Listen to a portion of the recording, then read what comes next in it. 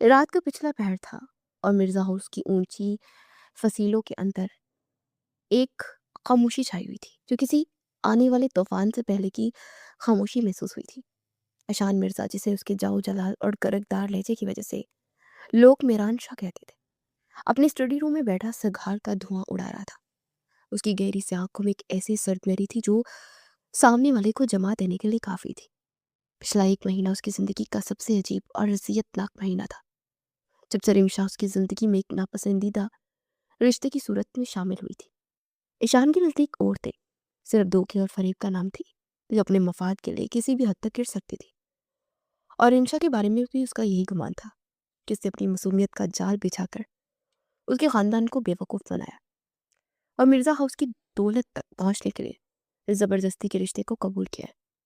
वो इस बात पर कुड़ रहा था कि आखिर वो इस लड़की से जान कैसे छुड़ाए, जो खामोशी से उसके कमरे के एक कोने में पड़ी रहती थी।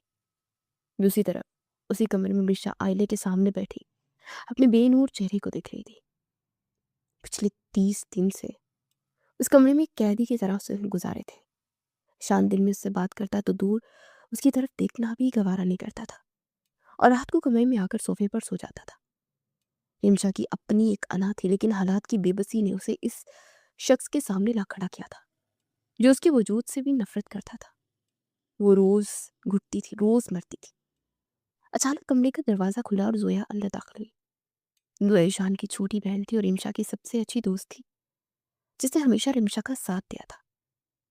जोया के हाथ में एक पार्सल था, जिसे देखकर रिमशा की उलझन में इजाफा हो गया। ये क्या है जोया? इतनी रात के तुम मेरे कमरे में क्या कर रही हो? रिमशा ने अपनी थकी हुई आंखों से उसे देखते हुए पूछा था। जोया ने गहरा सांस लिया और पार्सल बेड पर फेंकते हुए बोली, ये तुम्हारे लिए है, अब कोई बहाना नहीं चलेगा। मैं पिछले एक महीने से देख रही हूँ तुम दोनों के बीच की ये सर्द चल, और अब मुझसे ये बर्दाश्त नहीं होता। रिमशा ने हैरत से उस पार्सल को देखा। मेरी तो अपनी जिंदगी एक मजाक बन कर रह गई जोया। मुझे इन चीजों की क्या ही जरूरत है? कोई पार्सल नहीं मंगवाया। जोया ने आगे बढ़कर रिमशा के हाथ से वो पैकेट छीना, तेजी से उसकी पैकिंग खोलने लगी। ये मैंने मंगवाया तुम्हारे लिए, क्योंकि तुम तो खुद को इस कमरे के अंधेरे में मारने का फैसला कर चुकी हो। लेकिन मैं ऐसा होने नहीं दूंगी। मर्द कितना ही अनाप्रस्त और गुस्से वाला क्यों ना हो, औरत की नजाकत और उसका रूप उसके हर हिसार को तोड़ सकता है। जोए की ये बात सुनकर रिमशा के दिल में एक अनजाना सा खौफ सर उठाने लगा। जैसे ही जोए ने वो पार्सल खोला, उसमें से एक नहायत नर्म और कीमती स्याह रंग की नाइटी निकली। उस कपड़े की चमक और उसकी बेबाक कटाई देखकर रिमशा के होश उड़ गए। उसका मुंह खोले का खुला रह गया। उसे फौरन वो कपड़ा जोया के हाथ से छीन कर दूर फेंक दिया। हाय ला, ये क्या वाहियत चीज मंगवा ली है तुमने? सोया, तुम्हारा दिमाग ठीक है? मुझे नहीं पहना ये सब, तुम जानते हो ईशान मुझसे कितनी नफरत करते हैं। अगर उन्होंने मुझे इस लिबास में देख लिया तो मुझे जिंदा नहीं छोड़ेंगे। रिमशा की आवाज में एक लर्जिश थी, उसके हाथ कांप रहे थे। जोया ने आगे बढ़कर रिमशा को कंधे से पकड़ा और उसे अपने सामने खड़ा कर दिया। रिमशा, मेरी प्यारी दोस्त, मेरी भाभी, तुम कब तक इस खौफ के साए में जियोगी? तुम उसकी हलाल बीवी हो, कोई मुजरिम नहीं हो जिसने कोई गुनाह किया हो। भाई गुस्से की तेज है, लेकिन वो पत्थर नहीं है। तुम्हें पहला कदम उठाना होगा, उन्हें दिखाना होगा कि तुम उनकी जिंदगी में कोई बोझ नहीं हो। जोया ने जज्बाती अंदाज में उसे समझाने की कोशिश की, लेकिन रिमशा की आंखों से आंसू झलक पड़े थे। नहीं जोया, खुदा के लिए मुझे मजबूर कर मत करो, मुझे शर्म आती है। वो शख्स मुझे इस दुनिया की सबसे गिरी हुई लड़की समझता है। वो मेरी सूरत देखना भी पसंद नहीं करता, और तुम मुझसे कह रही हो कि मैं ये सब करूं? अगर उन्होंने मुझे इस हाल में देख लिया तो उनका शक यकीन बदल जाएगा कि मैं सिर्फ उनकी दौलत, उनके रुतबे के लिए उन पर डोरे डाल रही हूँ। वो मुझे अपने करीब लाने के बजाय और जलील करके खुद से दूर कर देंगे। रिमशा रोते हुए अब मिन्नतें कर रही थी, लेकिन जोया भी अब जिद पर आ चुकी थी। उसने वो स्याह नाइटी उठाई और जबरदस्ती रिमशा के हाथ में थमा दी। देखो रिमशा, अगर आज तुमने मेरी बात नहीं मानी तो मैं तुमसे हमेशा के लिए रिश्ता तोड़ दूंगी। मैं चाहती हूँ कि मेरे भाई की जिंदगी में रंग आए, और वो रंग सिर्फ तुम भर सकती हो। जाओ इसे पहनो, मैं ये खड़ी हूँ। जोया ने उसे धक्का देकर वॉशरूम में बंद कर दिया और बाहर से कुंडी लगा दी। अंदर रिमशा के दिल की धड़कनें इतनी तेज थी कि उसे अपना दम घुटता हुआ महसूस हो रहा था। उसने आईने में खुद को देखा। उसके माथे पर पसीने के कतरे थे और आंखों में खौफ था। ईशान का खौफ, उस मर्द का खौफ जिसकी आंखों में उसने पिछले 30 दिनों से सिर्फ हकारत देखी थी। कांपते हाथों से उसने वो लिबास पहना। स्या रंग की वो नाइटी उसके गोरे और उजले जिस्म पर किसी शहर की तरह लग रही थी। वो बेहद खूबसूरत लग रही थी, लेकिन उसके दिल में तूफान बढ़ था। जब वो बाहर निकली तो जोया उसे देखकर थम लगी। माशाल्लाह रिमशा, आज तो भाई के होश उड़ जाएंगे। जोया ने खुशी से उसे गले लगाया। रिमशा शर्म और डर से पानी पानी हो रही थी। उसे जल्दी से बेड पर पड़ी शॉल की तरफ हाथ बढ़ाया, लेकिन जोया ने उसका हाथ पकड़ लिया। नहीं, आज कोई शॉल नहीं, आज कोई पर्दा नहीं, आज सिर्फ तुम और तुम्हारा शौहर होगा। ये कहकर जोया तेजी से कमरे के दरवाजे की तरफ बढ़ी और बाहर निकलकर दरवाजा लॉक कर दिया। रिमशा पागलों की तरह दरवाजे की तरफ भागी और उसे पीटने लगी। सोया, दरवाजा खुलो, प्लीज, खुदा के लिए दरवाजा खुलो, वो आ जाएंगे तो बहुत तमाशा होगा। मुझे मरवाओगी तुम जोया। लेकिन बाहर से जोया के कदमों की आहट दूर होती गई। रिमशा घबराहट में पूरे कमरे के चक्कर काटने लगी। उसका दिल चाह रहा था कि जमीन फटे और उसमें समा जाए। अचानक स्टडी रूम की तरफ से दरवाजे का हैंडल घुमा। ईशान कमरे में दाखिल हुआ। रिमशा दरवाजे के बिल्कुल करीब खड़ी थी और उसकी पीठ ईशान की तरफ थी। दरवाजा खुलने की आवाज पर वो बुरी तरह से चौंकी और मुड़ते उसका तवाज़ुन बिगड़ गया और सीधी आगे की तरफ गिरी, लेकिन फर्श पर गिरने के बजाय वो एक चौड़े और इंतहाई मजबूत सीने से जा टकराई। ईशान जो गहरी सोच में कमरे में दाखिल हो रहा था, अचानक इस तसादुम पर चौंक गया और उसे बेसख्त अपने दोनों बाजू रिमशा के गिर्द लपेट लिए ताकि वो गिर न जाए। कमरे में एक ऐसी खामोशी छा गई जिसमें सिर्फ उन दोनों के दिलों की धड़कनें साफ सुनाई दे रही थी। शान ने जैसे ही उस नर्म नाजुक वजूद को अपने बाजू में महसूस किया, उसके सांस लम्हा भर के लिए रुक गई। उसकी नजरें जब रिमशा के चेहरे पर होती, उसके स्याह और बेबाक लिबास पर पड़ी, तो वो दुनिया का हर असूल और अपनी हर अना भूल गया। औरत जात से नफरत करने वाला ईशान मिर्जा आज अपने ही घर में अपनी बीवी को इस रूप में देखकर बहकने लगा था। उसके हाथ जो रिमशा की कमर पर थे, उनकी गिरफ्त लाशौरी तौर पर मजबूत हो गई। रिमशा का चेहरा उसके सीने में छुपा हुआ था और वो डर से कांप रही थी। हाय अल्लाह मिर्जा जी, अब कब रिमशा के होंठों से बमुश्किल ये अल्फाज अदा हुए। ईशान को अपना जिस्म सुलगता महसूस हुआ। एक ऐसी कशिश थी जो उसे रिमशा की तरफ खींच रही थी, लेकिन ये सहर महज चंद सेकंड का था। ईशान मिर्जा के रगों में दौड़ने वाला मखरूर खून उसकी अना, उसके उस झूठे से जज्बाती लम्हे को बेदर्दी से कुचल दिया। जैसे ही उसने इसे इस बात का एहसास हो कि उस लड़की के सहर में खो रहा है जिसे वो बेहद घटिया और मक्कार समझता है, उसके दिमाग में आग भड़क उठी। उसकी आंखों का रंग जो लम्हा पर पहले किसी खुमार में था, कहर आलूद हो गया था। उसे अचानक एक जोरदार झटके से रिमशा को अपने सीने से अलग अलग किया, उसे पीछे की तरफ धक्का दिया। रिमशा लड़खड़ाकर बेड से जा टकराई और गिरते गिरते बची। उसे डर कर शान की तरफ देखा, जो अब एक वहशी दरिंदे की तरह उसे घूर रहा था। उसकी आंखों में ऐसी काटदार नफरत थी जो रिमशा के वजूद को छलनी कर रही थी। ये क्या वाहियात तमाशा है। रिमशा ईशान की आवाज में एक ऐसी गर्ज थी जो किसी को भी लर्जा देने के लिए काफी थी। उसका अंदाज इंतहाई चारहाना था, लेकिन उसने अपनी आवाज को इस हद तक नीचा रखा था कि बाहर किसी को सुनाई ना दे। तुम इस गलत फहमी में कैसे मुब्तला होगे कि इस तरह के घटिया और सस्ते हथकंडे इस्तेमाल करके तुम ईशान मिर्जा को अपने जाल में फंसा लोगी। ईशान के अल्फाज किसी खंजर की तरह रिमशा के सीने में उतर रहे थे। मैं वो जोया ने रिमशा के होंठ कांप गए और आंखों से आंसू की झरी लग गई। उसे जल्दी से बेड पर पड़ी चादर खींचकर अपने ऊपर डालने की कोशिश की, लेकिन ईशान ने तेजी से आगे बढ़कर वो चादर उसके हाथ से छीनकर जमीन पर फेंक दी। उसके बिल्कुल करीब आकर खड़ा हो गया। उसका कद और उसकी चूड़ी जिसामत रिमशा को अपने साए में दबा रही थी। जोया, कि तुम औरतों की यही औकात होती है ना? जब कोई और रास्ता नहीं मिलता मर्द की दौलत और उसकी हैसियत तक पहुंचने का, तो तुम अपनी नाम नहाद मसूमियत के पीछे छुप कर इस तरह के बेहया और शर्मनाक रास्ते इख्तियार करती हो, ताकि मर्द को जिस्मानी कशिश में उलझा कर उसकी अकल पर पर्दा डाल सको। ईशान ने अपनी दांत पीसते हुए कहा। उसकी सांसें रिमशा के चेहरे से टकरा रही थी और हर लफ्ज जहर में बुझा हुआ था। तुम समझती हो कि इस तरह का बहरूप भर के मेरे दिल में जगह बना लोगी? कान खोल कर सुन लो रिमशा, मैं ईशान मिर्जा इन खोखले मर्दों में से नहीं हूं जो किसी औरत के जिस्मानी रूप के आगे घुटने टेकते थे। मेरी नजर में तुम्हारी हैसियत इस कमरे में पड़े किसी बेजान फर्नीचर से ज्यादा नहीं है, जिसे मैं सिर्फ एक मजबूरी के तहत बर्दाश्त कर रहा हूँ। तुम जैसी लालची और मफाद प्रस्त औरत के इस लिबास और इन कतरे कतरे आंसुओं से मुझे हमदर्दी नहीं, सिर्फ हकारत महसूस होती है। ईशान ने उसका बाजू झटकते इंतहाई कटीले लहजे में कहा और मुंह फेर लिया। रिमशा अपनी जगह पर बुत बनी खड़ी थी। उसके दिल पर जैसे किसी ने भारी हथौड़ा मारा था। वो लड़की जिसने सारी जिंदगी इज्जत और वकार से सर उठाकर जिया था, आज एक ऐसे शख्स के हाथों अपनी इज्जत नफ्स की धज्जियां उड़ते देख रही थी जिसका शौहर था। रिमशा के आंसू थमने का नाम नहीं ले रहे थे, लेकिन ईशान की उस काटदार गुफ्तगू ने उसके अंदर की खुददारी को जगा दिया था। उसने अपने आंसू को बामुश्किल रोका और कांपती हुई आवाज में उसे जवाब दिया, जिसे सुनकर ईशान भी एक पल के लिए दंग रह गया। आपको लगता है कि मैं इसलिए यहाँ हूँ कि मुझे आपकी दौलत या आपका ये रुतबा अजीज है? नहीं मिर्जा जी, आपकी इस दौलत और इस आलीशान घर को मैं अपने जूते की नोक पर भी न रखूं। रिमशा की आवाज में अब गरिया नहीं बल्कि एक अजीब सा ठहराव था। जिस लिबास को आप मेरा घटिया हथकंडा कह रहे हैं ना, ये उस बेबसी का नतीजा है जिसमें मेरी दोस्त ने मुझे ये सोचकर धकेल दिया कि शायद आपका पत्थर दिल में कोई एहसास बाकी हो। लेकिन वो पागल जानती नहीं थी कि जिसके अंदर इंसान होने का एहसास ही मर चुका हो, वो मोहब्बत और रिश्ते को हमेशा हकारत और अपनी गंदी अना के तराजू में तोलता है। ईशान हैरत से मुड़कर से देखने लगा। उसे यकीन नहीं आ रहा था कि वही सहमी हुई लड़की है जो अब तक उसके सामने नजरें उठाने से डरती थी।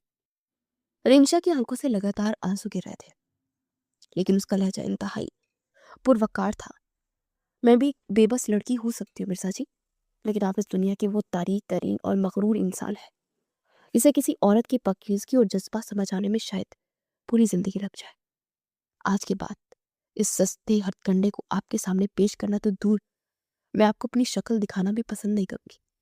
आप जीत गए मिर्जा जी, और आपकी ये जूठी अना बच गई। मुबारक हो आपको। ये कहते रिमशा ने झुककर फर्श पर पड़ी हुई चादर उठाई और अपने पूरे वजूद के गिर्द सख्ती से लपेट ली। उसके आंसू अब बेकाबू हो रहे थे और ईशान के सामने मजीद खड़े रहकर अपनी कमजोरी जाहिर नहीं करना चाहती थी। उसे तेजी से मुड़कर बाहर वाले दरवाजे की तरफ कदम बढ़ाए। उसके कांपते हाथों ने बमुश्किल लॉक खोला। वो मुंह पर हाथ रखे अपनी सिसकियों को दबाती कमरे से बाहर निकल गई और मिर्जा हाउस की लंबी और सर्द राहदारियों में वो कहीं गुम हो गई। ईशान वही उसी जगह खड़ा रह गया जहां चंद में पहले रिमशा खड़ी थी। उसकी रगों में उबलता हुआ गुस्सा अचानक एक अजीब सी सर्दी में बदल गया।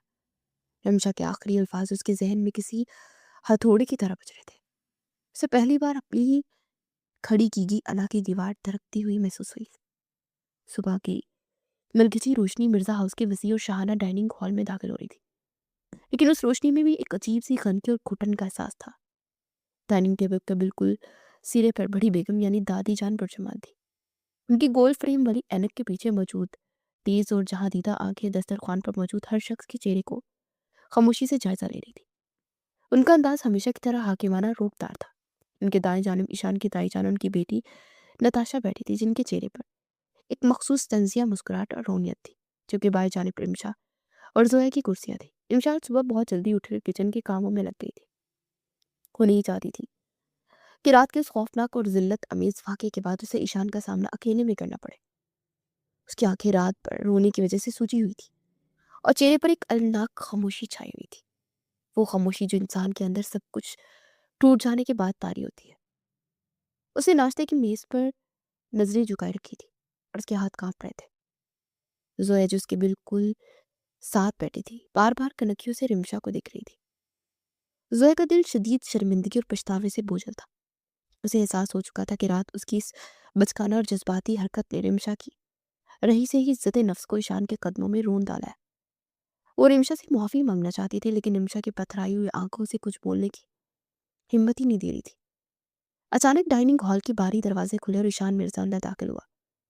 उसके कदमों की आहट से पूरे हॉल में एक सर्द लहर दौड़ गई। उसे 3 पीस डार्क ग्रे सूट पहन रखा था। उसके चेहरे पर वही मखसूस सर्द लहरी और रौनक थी जो मिरान शाह की पहचान थी। ईशान ने अंदर दाखिल होते एक सरसरी सी नजर मेज पर डाली, लेकिन उसकी निगाहों ने दानिस्ता तौर पर रिमशा के वजूद को मुकम्मल तौर पर नजरअंदाज कर दिया, जैसे वहां कोई बैठा ही ना हो। वो आकर अपनी मखसूस कुर्सी पर बैठ गया और खामोशी से अखबार उठा लिया। रिमशा ने एक पल के लिए पलके उठाकर उस शख्स को देखा जिसने रात उसकी रूह को अपने कटीले अल्फाज से छलनी कर दिया था, लेकिन ईशान के चेहरे पर किसी पछतावे या एहसास की कोई नमक तक ना थी।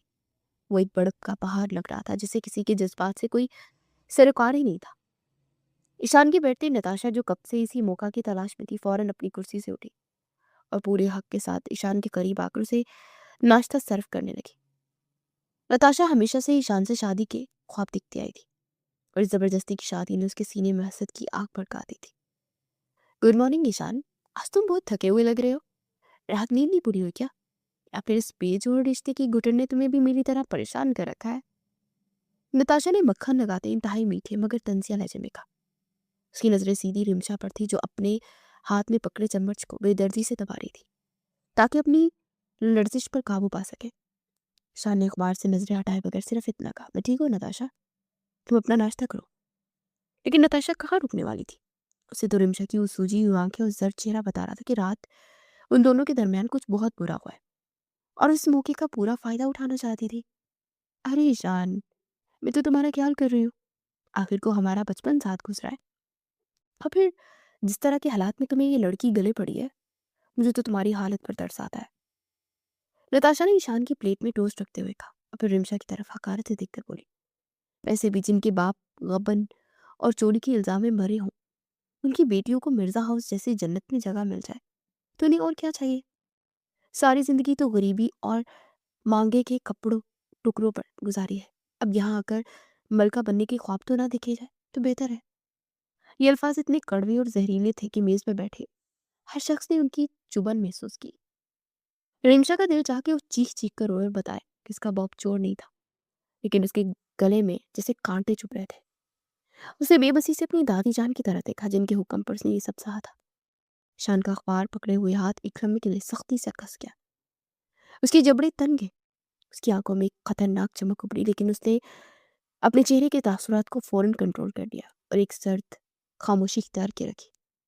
वो जानता था कि नताशा जहर उगल रही है, लेकिन उसकी अपनी अना और रिमशा के लिए उसकी नफरत उसे रिमशा की तरफदारी करने से रोक रही थी। उस लड़की के लिए क्यों बोलता जिसे वो खुद एक मफाद पर समझता था? लेकिन इससे पहले कि नताशा अपनी जहरफशानी मजीद जारी रखती, बड़ी बेगम ने अपने हाथ में पकड़ी चांदी की छड़ी को जोर से फर्श पर मारा, जिसकी आवाज से पूरा हॉल गूंज उठा। बस कर दो नताशा। बड़ी बेगम की हाकिमाना और कड़कदार आवाज ने नताशा को अपनी जगह पर मुंजमद कर दिया। बड़ी बेगम की गोल ऐनक के पीछे मौजूद आंखें शोले बरसा रही थी। अपनी जुबान को लगाम दो लड़की, तुम बोल रही हो तुम किसके सामने और किसके बारे में बात कर रही हो? रिमशा इस घर की बहू है, मेरे पौधे ईशान मिर्जा की मनकुआ है और इसके घर की इज्जत है। मैंने इसके बाप के गुनाहों की सजा इस लड़की को इस घर में लाकर नहीं दी, बल्कि इसे अपने पनाह में लिया है। और तुम या तुम्हारी माँ अगर आइंदा इसकी माजी या इसकी गरीबी का ताना जनी करेंगी तो मुझसे बुरा कोई नहीं होगा। मिर्जा हाउस के फैसले मैं करती हूँ और मेरे फैसलों पर उंगली उठाने की जरूरत किसी में नहीं होनी चाहिए। बड़ी बेगम की डांट ने ताईजान नताशा के चेहरों का रंग उड़ा दिया। ताईजान ने फौरन मुदाखलत करते हुए कहा, अम्मी जान, नताशा को वो मतलब नहीं था, वो तो बस ईशान की परेशानी देखकर जज्बाती हो गई थी। तो जानती है, ये दोनों शुरू से ही साथ पले बड़े हैं, रोज ऑफिस भी साथ जाते हैं, तो इससे ईशान की फिक्र हो रही थी। फिक्र करने के लिए मैं अभी जिंदा हूँ। बड़ी बेगम ने दो टूक अल्फाज में बात काट दी थी। रिमशा जो इतनी देर से जब्त किए बैठे थे, उसकी आंखों से दो मोटे आंसू टूटकर उसकी गोद में गिरे थे। उसकी खामोशी और उसके गिरते हुए आंसू ने जोया के दिल को चीर कर रख दिया था। जोया से मजीद बर्दाश्त न और उसने रिमशा का कांपता हुआ हाथ अपने हाथ में लेकर उसे तसल्ली देने की कोशिश की, लेकिन रिमशा ने अपना हाथ आहिस्तगी से छुड़वा लिया। ये उसका जोया के लिए खामोश एहतजाज था कि रात जो कुछ उसके साथ हुआ उसकी नाम नहात हमदर्दी का ही नतीजा था। ईशान ने अखबार फोल्ड करके टेबल पर रखा और अपनी कुर्सी पीछे धकेलते उठ खड़ा हुआ। उसने नाश्ते की प्लेट को हाथ तक नहीं लगाया था। उसका चेहरा स्पाट और लहजा बर्फ की तरह सर्द था। नताशा, अगर तुम्हारी फजूल बकवास और नाश्ता खत्म हो गया तो चलो, मुझे ऑफिस के लिए देर हो रही है। आज बोर्ड ऑफ डायरेक्टर्स की मीटिंग है और मैं तुम्हारी इन गरीबी साजिशों और तानाजनी की वजह से अपना वक्त बर्बाद नहीं कर सकता। ईशान की सर्द और खुरदरे रवैये ने नताशा की मुस्कुराहट को मानिक कर दिया, लेकिन वो जल्दी से अपना बैग उठाते बोली, हाँ ईशान, मैं बस चल रही हूँ, मैं तो कब से तैयार हूँ। ईशान ने मुड़कर जाने के लिए कदम बढ़ाए, लेकिन फिर एक लम्हे के लिए रुका और उसकी नजरें बेसाख्ता रिमशा के झुके हुए सर और उसके लड़ते हुए कंधों पर पड़ी। उसके जहन में रात का वो मंजर घूम गया जब वो स्याह लिबास में उसके सीने से लगी थी, फिर जब उसने आंखों में आंसू लिए इंतहाई वक़्कार के साथ उसे करारा जवाब दिया था। ईशान के अंदर एक अजीब सी खसक उठी, एक ऐसा एहसास जो उसकी अना को ललकार रहा था, लेकिन फौरन उसने उस कमजोरी को झटक दिया। वो मेरान शाह था। वो किसी औरत के आंसू से पिघलने वाला नहीं था। उसे बिना कुछ कहे लंबे लंबे डग पड़ते हॉल से बाहर की तरफ कदम बढ़ा दिए थे, और नताशा भी फातहाना मुस्कुराहट के साथ रिमशा पर एक हकारत भरी नजर डालती उसके पीछे चलती थी। उन दोनों के जाने के बाद डाइनिंग हॉल में एक बार फिर वही अजियतनाक खामोशी छा गई थी। रिमशा ने धीरे से अपनी कुर्सी पीछे की और बिना कोई लफ्ज के अपने कमरे की तरफ चल दी। उसके दिल एक अंधे कुएं में गिर रहा था, जहां उम्मीद की कोई किरण नहीं थी। उसे लग रहा था कि एक घर उसके लिए एक ऐसी जेल बन चुका है जिसका ना कोई दरवाजा है और ना कोई मुहाफिज। और वो मुहाफिज जो उसे शरीयत ने दिया था, वो तो खुद उसके वजूद का मिटाने पर तुला हुआ था। मिर्जा हाउस की उन ऊंची और पुरशिकवा दीवारों के पीछे कई ऐसे तरीक राज दफन थे जिनकी भेंट रिमशा जैसी मासूम और खुददार लड़की चढ़ गई थी। ईशान की बदतमीजी सहने के सवालात का जवाब उसी माजी में छुपा था, जिसने रिमशा की हंसती खेलती जिंदगी को एक अजियतनाक कैद खाने में बदल दिया था। रिमशा का ताल्लुक एक सफ़ेद पोश इंतहाई शरीफ घराने से था। उसके वालिद अहमद साहब पिछले 20 सालों से मिर्ज़ा इंडस्ट्रीज़ में बतौर फाइनेंस मैनेजर अपनी ईमानदारी और फ़र्ज शनासी की मिसाल देते हुए थे। वो एक ऐसे इंसान थे जिनके दामन पर कभी 1 रुपए की खर्च बर्द का दाग तक नहीं लगा था, लेकिन तकदीर को कुछ और ही मंजूर था।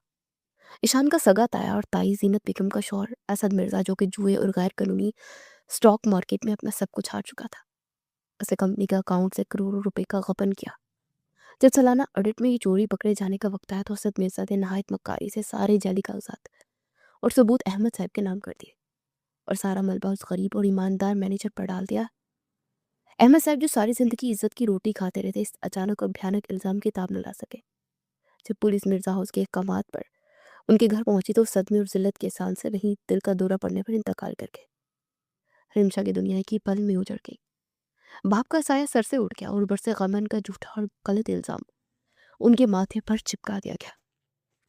सदमे की शिद्दत से रिमशा की वालदा को भी फालिज का अटैक हो गया और वो बिस्तर पर रख गई। दूसरी तरफ बड़ी बेगम, जो कि इंतहाई ज़ीरक और जहादीदा औरत थी, उनकी अकाबी निगाहों से सच्चाई ज़्यादा देर चुप न सकी। उन्होंने प्राइवेट तफ्तीश से जान लिया कि असल चोर अहमद नहीं बल्कि इनका अपना बेटा असद मिर्ज़ा है। लेकिन मिर्ज़ा ख़ानदान की झूठी और हर ख़ानदानी वक़ार को बचाने के लिए बड़ी बेगम ने एक इंतहाई ज़ालिमाना फ़ैसला किया। वो जानती थी कि अगर सच दुनिया के सामने आया तो उनका बेटा जेल जाएगा और मिर्ज़ा हाउस की साख मिट्टी में मिल जाएगी। साथ ही साथ वो ईशान के सरकश और औरतों से बेजार रवैये से भी परेशान थी। वो जानती थी कि रिमशा एक पाकीज़ा किरदार और साबिर लड़की है। बड़ी बेगम ने रिमशा की बीमार माँ की मजबूरी और बेबसी का फ़ायदा उठाया। उन्होंने रिमशा की वालदा के इलाज का सारा खर्चा उठाने और अहमद साहब के नाम से चोरी का केस वापस देने की शर्त रखी, लेकिन बदले में उन्होंने रिमशा को ईशान मिर्ज़ा के नाम से लिखवा लिया। रिमशा, जो अपने बाप की इज्जत बचाने अपनी मरती हुई माँ की जिंदगी देने के लिए किसी भी हद तक जा सकती थी, उसने अपने सारे ख्वाब, अपनी सारी खुददारी बड़ी बेगम के कदमों में रख दी और ज़बरदस्ती के निकाहनामे पर दस्तखत कर दिए। वो जानती थी कि ईशान एक ऐसा मर्द है जिसके सीने में दिल नहीं पत्थर है। वो जानती थी कि शादी उसके लिए एक आग का दरिया है जिसमें उसे रोज़ चलना है, लेकिन उसने अपने ख़ानदान की खातिर अपनी कुर्बानी दे दी। वो लड़की जिसके पास उड़ने के लिए पूरा आसमान था, आज एक ऐसे पिंजरे में कैद थी जहाँ उसका मुहाफिज ही उसका सबसे बड़ा मुजरिम और कातिल बना हुआ था।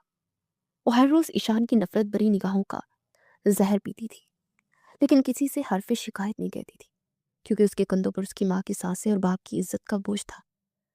रात के उस स्याह लिबास वाले वाक़े के बाद उसकी रूह मज़ीद तारीक हो गई थी।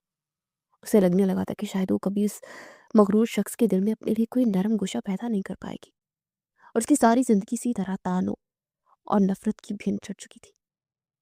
मिर्ज़ा इंडस्ट्रीज़ का हेड ऑफिस शहर की सबसे ऊंची पुरशिकवा इमारत में से एक था, जिसकी आखिरी मंजिल पर ईशान मिर्ज़ा का आलिशान केबिन मौजूद था। पूरे ऑफिस में मेरान शाह का नाम की दहशत थी, और उसके कदमों की आहट से ही मुलाजमीन के दिलों की धड़कनें तेज हो जाया करती थी। आज भी जब वो अपनी मखसूस स्याह 3 पीस सूट में मलबूस, चेहरे पर एक सर्द और हाकिमाना तासुर ले केबिन में दाखिल हुआ तो पूरे फ्लोर पर मौत जैसी ही खामोशी छा गई। ईशान अपने लेदर की रिवॉल्विंग चेयर पर बैठते इंटरकॉम पर अपने पीए को फाइल्स लाने का हुक्म दिया। अभी से बैठे चंद मिनट ही गुजरे थे कि केबिन का दरवाज़ा खुला और उसके तायाजान असद मिर्ज़ा चेहरे पर एक मस्नूई और चापलूसाना मुस्कुराहट लिए अंदर दाखिल हुए।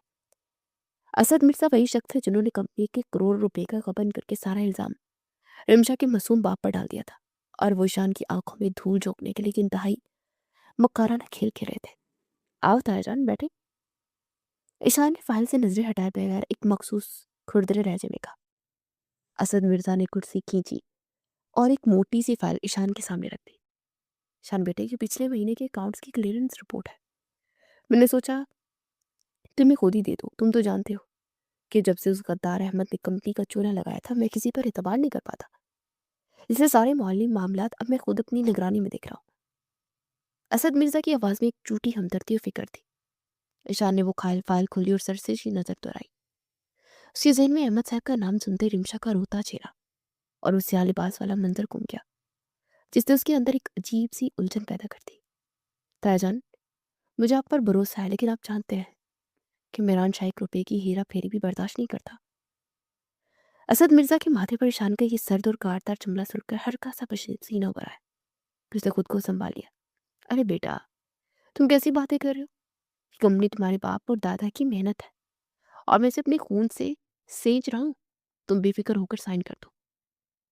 असद मिर्ज़ा की इन मीठी बातों के पीछे करोड़ों का वो नया घपला छुपा था, जिसने हाल ही में एक शेल कंपनी के जरिए किया था, ताकि ईशान की नज़रों से बच सके। शान ने गहरी सांस ली और असद मिर्ज़ा की आंखों में झांक के बगैर उस झूठी रिपोर्ट पर दस्तखत कर दिए। उसे अंदाजा ही नहीं था कि उसका अपना खून उसे किस बेदर्दी से डस रहा है। असद मिर्ज़ा के चेहरे पर एक फातिहाना मुस्कुराहट उभरी और वो फाइल लेकर केबिन से बाहर निकल गया। उसके जाने के बाद केबिन का दरवाज़ा एक बार फिर बगैर नॉक किए खुला और नताशा अपनी मखसूस चुस्त और मॉडर्न लिबास में मलबूस तेज परफ्यूम की महक बिखेरती अंदर दाखिल हुई। शाह ने बेजारी से अपने माथे को मसला। वो जानता था कि नताशा को ऑफिस के कामों से कोई दिलचस्पी नहीं। उसका मकसद सिर्फ ईशान के इर्द गिर्द मंडाना है और उसकी तवज्जो हासिल करना है। हाय ईशान, तुम तो सुबह नाश्ते पर तुमने कुछ खाया नहीं। मैं तुम्हारे लिए तुम्हारी पसंदीदा कॉफ़ी और सैंडविच ले आई हूँ। नताशा ने अपनी आवाज़ को इंतहाई बारीक और मीठा बनाते हुए कहा। ईशान की मेज़ के बिल्कुल किनारे पर कुछ इस अंदाज से टेक लगाकर खड़ी हो गई कि उसका कर्ब ईशान को महसूस हो। ईशान की आंखों में शदीद नागवारी उभरी। उसे सख्ती से कुर्सी पीछे धकेलते हुए कहा, नताशा, मैं यहाँ काम करने आता हूँ, पिकनिक मनाने नहीं। और मैं तुम्हें 100 बार कह चुका हूँ कि मेरे केबिन में बगैर इजाज़त आने की ज़रूरत नहीं है। मेरा पीए अंधा नहीं है जो तुम उसका काम खुद करने लग गई हो। नताशा की मुस्कुराहट एक लम्हे के लिए मानित पड़ी, लेकिन वो इतनी जल्दी हार मानने वालों में से नहीं थी। कम ऑन ईशान, हम कजन्स हैं और फिर मैं तो सिर्फ तुम्हारा ख्याल कर रही हूँ। तुम इस 2 कौड़ी की लड़की रिमशा की वजह से इतना स्ट्रेस क्यों ले रहे हो? तुम चाहो तो आज शाम कहीं डिनर पर चलते हैं, तुम्हारा मूड भी ठीक हो जाएगा। ताशा ने अपना हाथ बढ़ाकर ईशान के हाथ को छूने की कोशिश की। ईशान ने अपना हाथ एक झटके से पीछे खींच लिया। अपनी हद में रो नताशा, और मेरे मूड या मेरी ज़िंदगी के फैसलों में दखल अंदाजी करना छोड़ दो। मैं रिमशा से नफरत करता हूँ, उसका मतलब ये नहीं कि तुम उसकी जगह ले लोगी। तुम सिर्फ मेरी ताई की बेटी हो और इसके ज़्यादा तुम्हारी औकात नहीं है मेरी नज़र में। अब दरवाज़ा दरवाज़ा बाहर बंद कर दो जाके। ईशा का लहजा ईशान का लहजा इतना बेरहम और काटदार था कि नताशा के चेहरे का रंग सुर्ख हो गया। वो गुस्से और खफत से मुट्ठियां भींचते पैर पटकते केबिन से बाहर निकल गई, लेकिन जाते हुए एक तीर छोड़ गई थी जो ईशान की रूह को छलनी करने वाला था। ताशा के जाने के बाद साहब ने मेज पर रखी फाइलों को गुस्से से समेटना शुरू कर दिया कि अचानक एक खाकी लिफाफा उसकी फाइलों के बीच से नीचे गिरा, जो शायद नताशा बड़ी होशियारी से वहां सरका गई थी ताकि ईशान की नजरों में रिमशा को मजीद गिरा सके। ईशान ने झुककर वो लिफाफा उठाया। उस पर कोई नाम नहीं लिखा था। उसने उलझन में लिफाफा खोला तो उसके अंदर कुछ पुरानी बैंक स्टेटमेंट्स और एक खत था। ईशान की नजरें जैसे ही उन कागजात पर पड़ी, उसके दिमाग की रगें तन गई। स्टेटमेंट्स मिर्जा इंडस्ट्रीज के पुराने अकाउंट्स की थी, जिसमें रिमशा के नाम से बनाए गए खुफिया अकाउंट्स में लाखों रुपए की मुंतकली का रिकॉर्ड दर्ज था। और साथ ही एक जैली खत था जो बज़ाहिर रिमशा की तरफ से अहमद साहब को लिखा गया था, जिसमें दर्ज था कि पापा, आप फिक्र न करें, मिर्जा हाउस के बेवकूफ़ मालकान को हमने अच्छी तरह लूट लिया है। अब बस किसी तरह मुझे ईशान की ज़िंदगी में दाखिल होने का रास्ता मिल जाए तो हमारी 7 नस्लें संवर जाएंगी। कागजात और खत सरासर जैली और नताशा और ताईजान की एक घिनौनी साजिश थी। लेकिन ईशान के ज़हन पर तो जैसे औरत की मक्कारी और रिमशा के बाप के गबन का पर्दा पड़ा हुआ था। उसके अंदर का शक एक भयानक यकीन में बदल गया। उसकी आंखों में खून उतर आया और उसने इस खत को इतनी सख्ती से मुट्ठी में भींचा कि उसकी हाथ की रगें उभर आई। तो ये है तुम्हारी असली औकात रिमशा। तुम और तुम्हारा बाप दोनों एक थाली के चिट्टे बट्टे हो। रात को मासूमियत का नाटक और वो सस्ते आंसू सिर्फ मुझे जज्बाती करने के लिए थे। ईशान के अंदर मौजूद लावा फटने को बेताब था। उसे लगा जैसे किसी ने उसकी पीठ में दोबारा छुरा घोंप दिया हो। उसकी अनाज जख्मी सांप की तरह फंकारने लगी। वो तेजी से अपनी कुर्सी से उठा बगैर किसी को कुछ बताए केबिन से बाहर निकल गया। उसका गुस्सा इस कदर शदीद था कि कोई भी मुलाजिम उसके सामने आने की जुर्रत ना कर सका ताकि उसे लिफ्ट तक रोके। और वो अपनी गाड़ी में बैठा और गाड़ी को पूरी रफ्तार से मिर्जा हाउस की तरफ दौड़ा दिया। उसका बस नहीं चल रहा था कि अभी जाकर रिमशा का गला दबा दे और उसकी इस मासूमियत का पर्दा नोच डाले। जब वो मिर्जा हाउस के पोस्ट पे पहुंचा तो घर का माहौल गैर मामूली तौर पर सरासमी का और परेशान कुन था।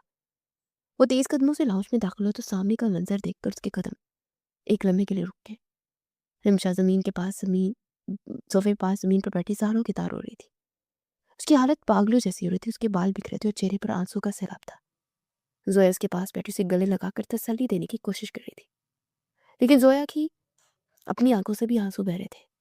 बड़ी बेगम हाथ में तस्बीह पकड़े परेशानी के आलम में लॉन्ज पे टहल रही थी और नौकरों को गाड़ी निकालने का हुक्म दे रही थी। ईशान को देखते ही जोया ने रोते हुए कहा, भाई शुक्र है आप आ गए। रिमशा की अम्मी की हालत बहुत ज्यादा खराब हो गई है। अस्पताल से अभी कॉल आई है। डॉक्टर्स कह रहे हैं उन्हें कि मेजर हार्ट अटैक हुआ है। उनके बचने के चांसेस बहुत कम है। हमें फौरन अस्पताल पहुंचना होगा। रिमशा की हालत देखी नहीं जा रही। ये सुनकर ईशान की नजरें जमीन पर बैठी रिमशा पर पड़ी, जिसने उम्मीद बड़ी और आंसू सी भीगी निगाहों से ईशान की तरफ देखा। रिमशा के दिल में एक आखिरी आस थी कि शायद उसका शौहर इस मुश्किल घड़ी में उसका सहारा बनेगा। शायद वो उसका हाथ थाम कर कहेगा कि घबराओ मत, मैं तुम्हारे साथ हूँ। रिमशा ने बामुश्किल अपने कांपते हुए होठों को हरकत दी और हिचकियों के दरमियान कहा, मिर्जा जी, मेरी माँ, मुझे मेरी माँ के पास ले चले, खुदा के लिए। लेकिन ईशान के दिमाग में तो वो जैली खत और रिमशा के नाम के बैंक अकाउंट्स गर्दिश कर रहे थे। उसके अंदर हमदर्दी के बजाय एक शदीद नफरत और हकारत ने जन्म दिया। उसे रिमशा के उन बहते आंसू को एक और मक्कारी और ड्रामा समझा। बड़ी बेगम ने आगे बढ़कर ईशान से कहा, ईशान बेटा, अच्छा हुआ तुम आ गए। रिमशा की हालत ठीक नहीं है। तुम जल्दी से इसे गाड़ी में बिठाओ और हम सब अस्पताल चलते हैं। इस वक्त तुम्हारा अपनी बीवी के साथ होना बहुत जरूरी है। बड़ी बेगम की बात सुनकर ईशान की चेहरे पर इंतहाई सर्द और काटदार मुस्कुराहट उभरी।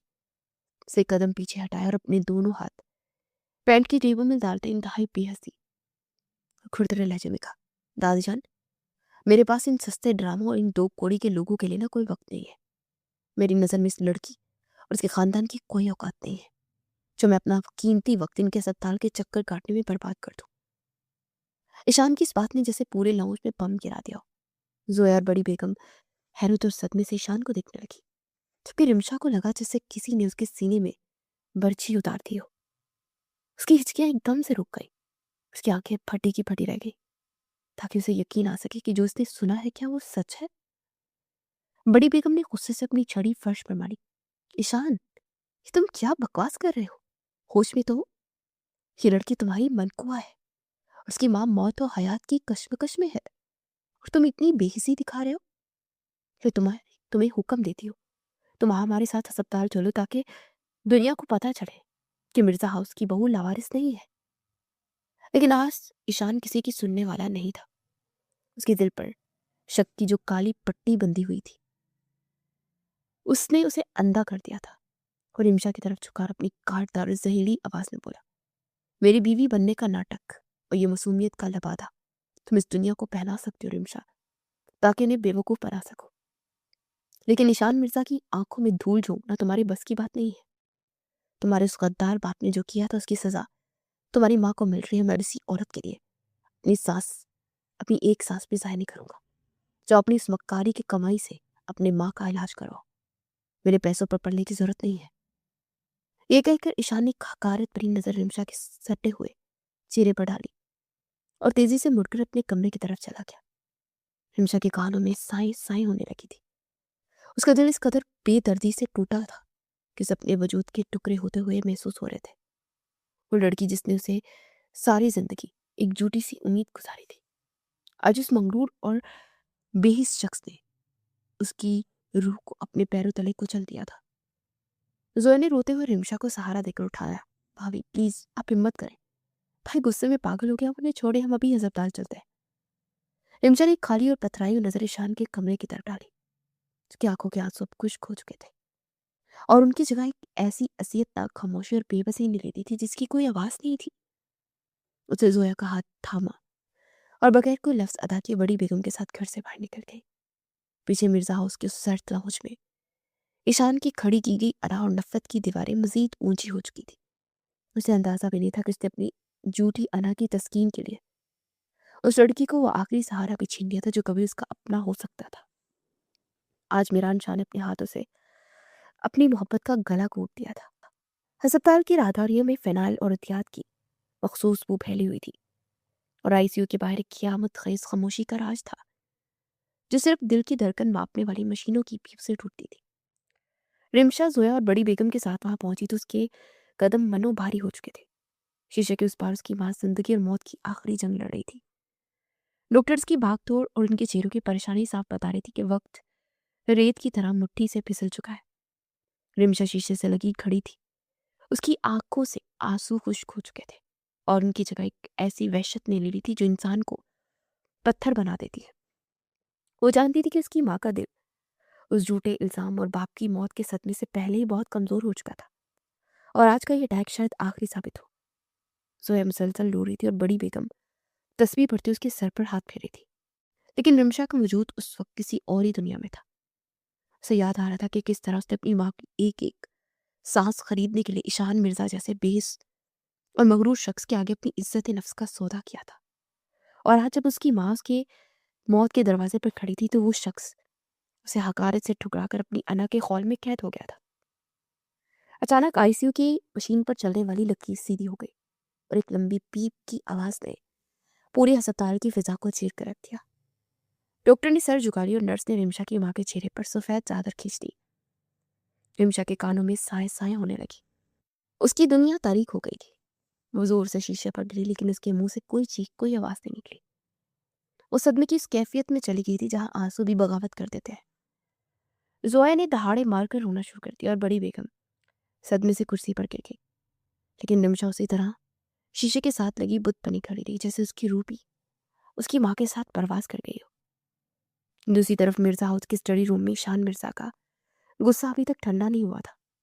वो कमरे में पागलों की तरह टहल रहा था और बार बार नताशा की दी हुई उस जैली फाइल को घूर रहा था जिसने उसके अंदर नफरत की आग को मजीद भड़का दिया था। उसे लग रहा था कि उसने रिमशा को अस्पताल ना ले जाकर बिल्कुल सही किया क्योंकि वो लड़की और उसके खानदान उसी सलूक के लायक थे। अचानक उसके मोबाइल की घंटी बजी। स्क्रीन पर उसके पर्सनल और सबसे काबिल एतमाद वकील बैरिस्टर कमाल का नाम जगमगा रहा था। ईशान ने बेजारी से फोन कान से लगाया तो दूसरी तरफ से बैरिस्टर कमाल की कांपती और इंतहाई घबराई हुई आवाज आई। मेहरान शाह, आप इस वक्त कहाँ हैं? मुझे आपसे फौरी मिलना है। बात मिर्जा इंडस्ट्रीज की बका और आपके खानदान की इज्जत की है। मैं कुछ ऐसे सबूत लेकर आया हूँ जो आपके पैरों तले से जमीन निकाल देंगे। ईशान के माथे पर बल पड़ गए। उसे करकदार आवाज में कहा, मैं घर पर हूँ, तुम सीधे मेरे स्टडी रूम में आओ। 15 मिनट बाद बैरिस्टर कमाल ईशान के सामने खड़ा था। उसके हाथ में एक ब्रीफ केस था जिसमें उसने कुछ असल फाइलें और एक यूएसबी निकाल कर ईशान की मेज पर रख दी। मेहरान शाह, आपने अहमद साहब पर गबन का जो केस बनाया था वो सरासर झूठ और एक घिनौनी साजिश थी। मुझे कल ही स्विस बैंक के कुछ खुफिया अकाउंट्स की तफसीलात मिली हैं जिन्हें ट्रेस करने पर पता चला है कि कंपनी के करोड़ों रुपए अहमद साहब के अकाउंट्स में नहीं बल्कि आपके सगे ताया असद मिर्जा के ऑफशोर्स अकाउंट में ट्रांसफर हुए थे। और ये रही उन तमाम ट्रांसफर की असल कापियां जिस पर असद मिर्जा के अपने दस्तखत मौजूद हैं। बैरिस्टर कमाल के ये अल्फाज ईशान के दिमाग पर किसी बम की तरह घिसे। उसे तेजी से वो फाइलें खोली और उनका बगूर जायजा लेने लगा। हर कागज हर सबूत चीख चीख कर अहमद साहब की बेगुनाही और असद मिर्जा की गद्दारी की गवाही दे रहा था। ईशान की सांसें तेज हो गई। उसे कांपते हाथों से वो जायली फाइलें बैरिस्टर कमाल के आगे फेंके और दहाड़ा, तो फिर ये क्या है? रिमशा के नाम के अकाउंट्स और ये खत। कमाल ने उस खत को देखा और एक गहरी सांस लेकर बोला, सर, ये कि इंतहाई सस्ती और घटिया जाली साजिश है। मैंने फोरेंसिक एक्सपर्ट से चेक करवाया, ये सिग्नेचर अहमद साहब के नहीं है और ये बैंक अकाउंट्स भी फेक है और फेक आईडी से बनाए गए हैं ताकि आपको धोखा दिया जा सके। और अगर आपको मजीद सबूत चाहिए तो इस यूएसबी में आप सुबह की सीसीटीवी फुटेज है जिसमें आपकी कज़न नताशा आपके केबिन में खाकी लिफाफा छुपाती हुई साफ नजर आ रही है। ईशान ने तेजी से वो यूएसबी अपने लैपटॉप में लगाई। स्क्रीन पर चलने वाली वीडियो देखकर उसके दिमाग की रगें फटने के करीब पहुंच गई।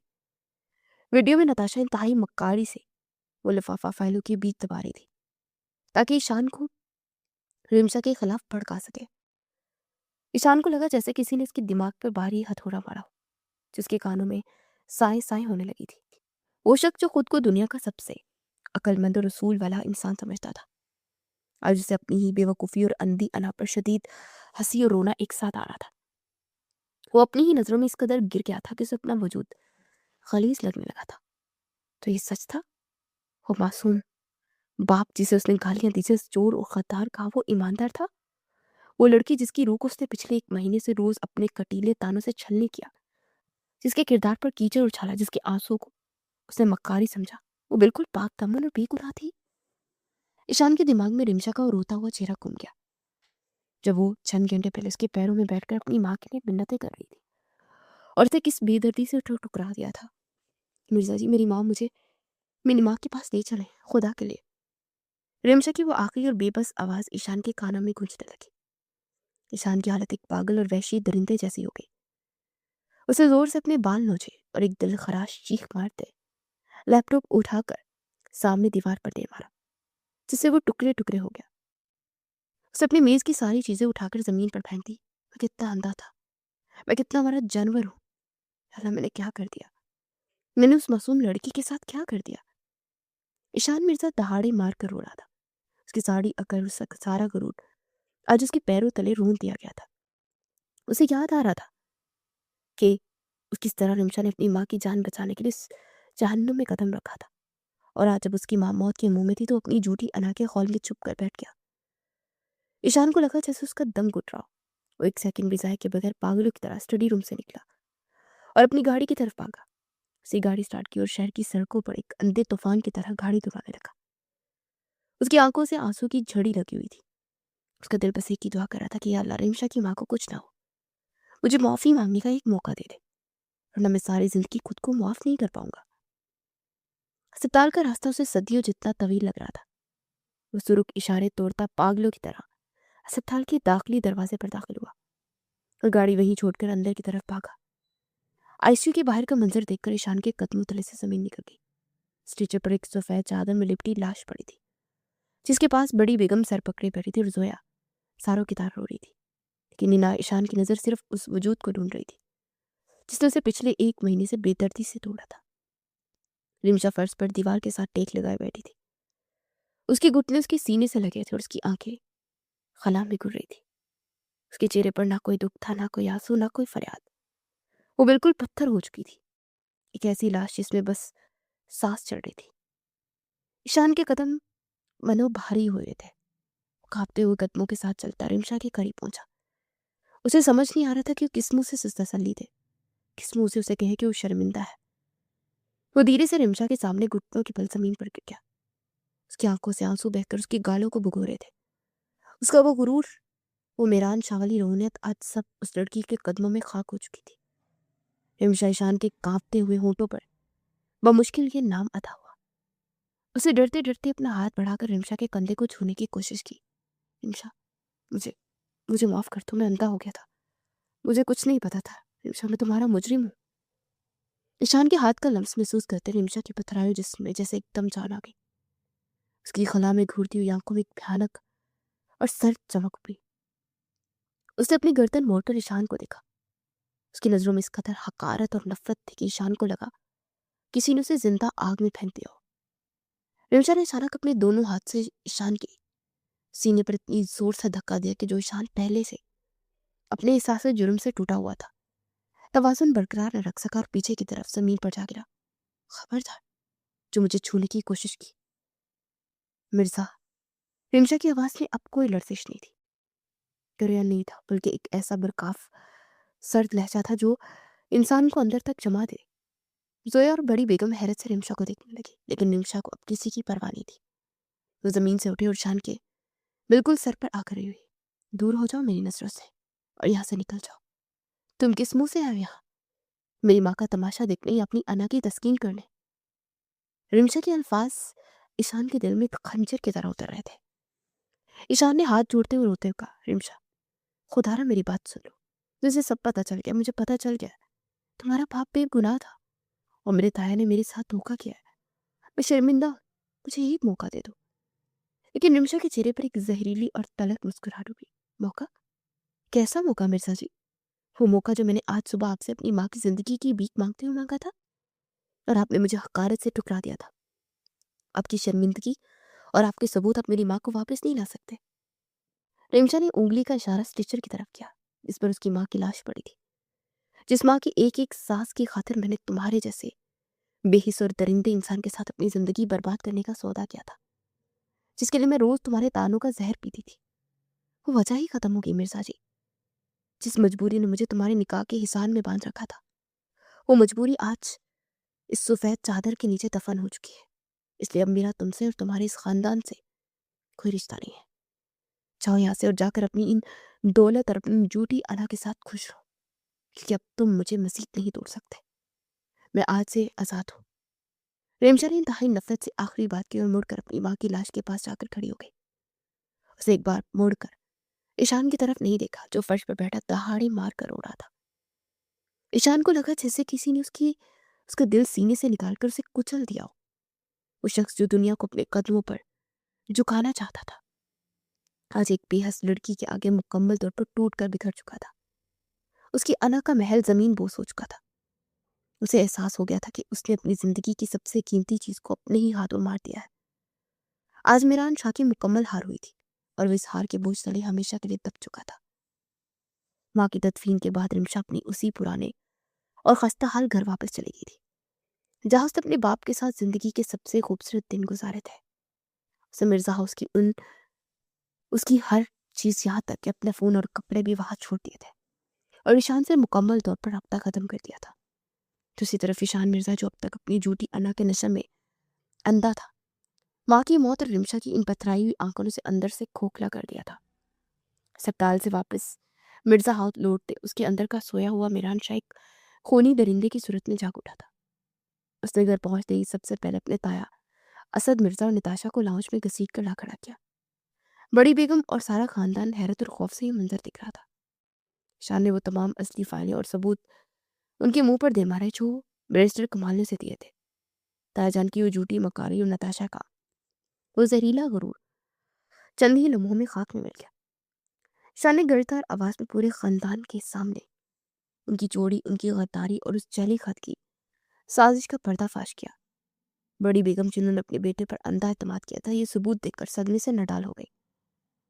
ईशान ने किसी रिश्ते, किसी लिहाज की परवाह किए बगैर उसी वक्त पुलिस को बुलवाया और अपने सगे ताया को हथगड़ियां लगवाकर जेल भिजवा दिया, जबकि नताशा और उसकी माँ को उनके तमाम बैंक अकाउंट्स और जायदाद से बेदखल करके उसी रात जलीलो ख्वार करके मिर्जा हाउस से निकाल बाहर किया। उसने अपने बाप और दादा की बनाई उस सल्तनत को तो गंदगी से पाक कर दिया, लेकिन उसके अपने दिल की सल्तनत मुकम्मल तौर पर उजड़ चुकी थी कि जिस मासूम लड़की को उस महल की मलका होना चाहिए था, उसे हमेशा के लिए गंवा चुका था। उस रात ईशान मिर्जा पहली बार अपने शानदार और पुरतहिश कमरे में जमीन पर बैठकर बच्चों की तरह फूट फूट कर रोया था। उसे याद आ रहा था कि किस तरह उसने नाश्ते की मेज पर रिमशा की सूजी हुई आंखों का नजरअंदाज किया था, किस तरह उसने अस्पताल जाने से इनकार करके उसकी आखिरी उम्मीद को कुचला था। पछतावे की आग उसे अंदर से आग लगा रही थी। अगले दिन से ईशान का एक नया और तवील सफर शुरू हुआ था, मुआफी का सफर। और मीरान शाह, जिसके सामने शहर के बड़े बड़े बिजनेसमैन नजरें उठाकर बात नहीं कर सकते थे, अब वो रोजाना शाम को अपनी गाड़ी रिमशा के मोहल्ले के मोड़ पर खड़ी करके एक आम से इंसान की तरह पैदल चल के उसके छोटे से घर के दरवाजे तक जाता था।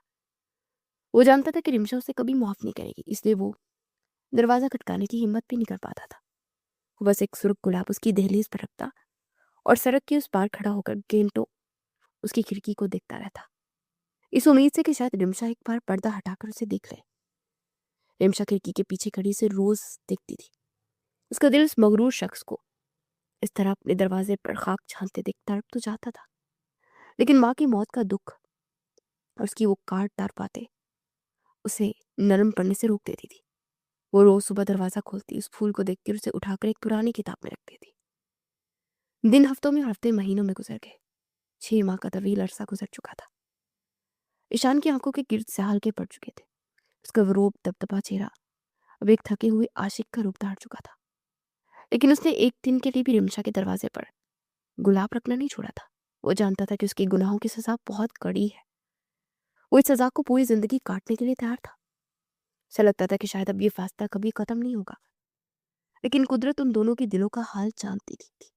जोया जो इन 6 महीनों में मुसलसल रिमशन से मिलने चाहती थी, उसे रिमशा के दिल पर जमी बर्फ को अपनी मोहब्बत और बहनों जैसी शक्कत से पिघलाना शुरू कर दिया था। जोया जानती थी कि रिमशा आज भी ईशान से मोहब्बत करती है, बस उसकी टूटी हुई अना उसे वापस जाने की इजाजत नहीं दे रही। एक शाम ईशान ऑफिस से इंतहाई थका हारा और बोझल कदमों से साथ मिर्जा हाउस वापस आया। घर में दाखिल होते उसे एक अजीब सी जानी पहचानी खुशबू महसूस हुई। वो खुशबू जो उसकी रूह में रच बस चुकी थी। उसने दिल को तसल्ली दी कि शायद उसका वहम है, क्योंकि पिछले 6 महीनों से वो जागते सोते सिर्फ रिमशा को ही महसूस करता था। वो टाई की नोट ढीली करता पानी पीने के लिए सीधा किचन की तरफ मुड़ा, लेकिन जैसे वो किचन के दरवाजे पर पहुंचा उसके कदम जमीन में खड़ गए और उसकी सांसें हलक में अटक गई। किचन के अंदर जोया खड़ी थी और उसकी बिल्कुल साथ वो लड़की मौजूद थी जिसके लिए मेहरान शाह ने पिछले 6 महीने फकीरों की तरह सड़कों पर गुजारे थे। रिमशा ने हल्की नीली रंग का इंतहाई सादा सा सूट पहन रखा था। उसके बाल एक ढीली सी चोटी में बंधे थे और वो हंसते हुए जोया के साथ चाय बना रही थी। ईशान को लगा जैसे उसकी धड़कन रुक गई हो। उसे अपनी आंखों पर यकीन नहीं आ रहा था। क्या वो वाकई उसकी खोई हुई जन्नत उसे वापस मिल गई है, यही कोई ख्वाब है? ईशान के कदमों की आहट सुनकर रिमशा और जोया ने मुड़कर दरवाजे की तरफ देखा। ईशान की वो सुर्ख और बेख्वाबी की मारी आंखें आज हैरत और बेपनाह खुशी से चमक रही थी। रिमशा ने जैसे उसे देखा उसके चेहरे की मुस्कुराहट एक पल के लिए सिमटी। उसे नजरें झुका ली। जोया ने ईशान की ये दीवानों वाली हालत देखी तो उसके चेहरे पर एक शरारती सी मुस्कुराहट उभर आई। उसे रिमशा के कंधे पर हाथ रखा, फिर ईशान की तरफ देखकर आंख मारते बोली, भाई मैंने तो अपनी ड्यूटी पूरी कर चुकी है। मैंने आपकी रूठी हुई मलका को मना लिया है। अब इन्हें घर ले आई हूं मैं। अब आगे का काम आपका है। आइए और अपनी हीरोगिरी दिखाइए। अब मैं जाकर दादी जान को चाय दे देती हूँ। जोया ये कहकर तेजी से किचन से बाहर निकल गई और जाते जाते दरवाजा भी हल्का सा बंद कर गई। किचन में अब सिर्फ ईशान और रिमशा मौजूद थे। एक ऐसी खामोशी छा गई जिसमें दोनों के दिलों की धड़कनों की आवाजें साफ सुनाई दी जा सकती थी। ईशान के कदम खुद ब खुद रिमशा की तरफ उठने लगे। उसका दिल इस कदर जोर से धड़क रहा था कि उसे डर था कि कहीं रिमशा दोबारा से छूट कर ही न चली जाए। वो चलते हुए रिमशा के बिल्कुल करीब आकर खड़ा हो गया।